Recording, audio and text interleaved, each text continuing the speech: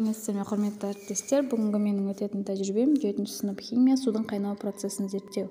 Бұл тәжірибеге бізге су, ас тұзы, шыны колба, қыздырғыш құрал, яғни спиртжам, сіріңке, араластырғыш шыны таяқша, штатив және температураны өлшейтін датчик қажет. Датчик туралы кішігірім айтып өтсем, температура датчигі тат баспайтын және кіріктірілген жылдам температура сенсорымен жасалған. Датчиктің тұтқасы ыстыққа төзімді. Бұл датчик табиғи түрде суды салқындату және сұйықтықтың қайнау температурасы мен қысымы арасындағы байланысты әртүрлі заттардың жылу өткізгіштігін салыстыру мақсатында қолдануға болады. Мен бұл датчикті судың қайнау процесін зерттеу мақсатында қолдандым. Тәжірибені бастамас бұрын бірінші оқушыларға қыздырғыш құралдармен және қайнаған сумен жұмыс істеу ережесін жақсылап түсіндіріп алуымыз қажет.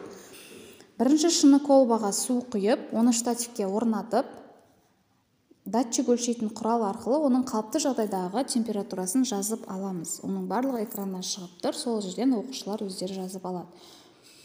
Одан кейін астын спиртжамды жағу арқылы ақырындап шыны колбамызды қыздырамыз. Біраз уақыттан кейін колбаның үстіңгі жағында тұманды байқауға болады.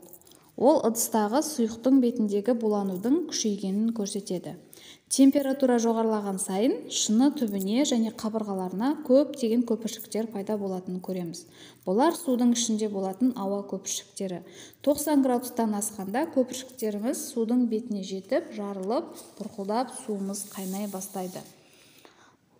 Таза суымыз бізде 8 минутта қайнады.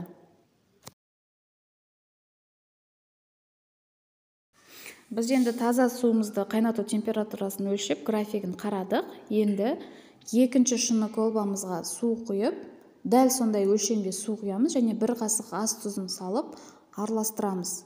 Оны да дәл солай штативке орнатып, спиртжам жағу арқылы ақырындап қыздырып қайната бастаймыз.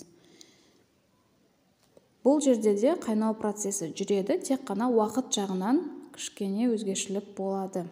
Бұл зертханалық жұмыстардағы диаграммалар сәйкесінше заттардың қайнау процестерін анықтауға, салыстыруға көмектеседі.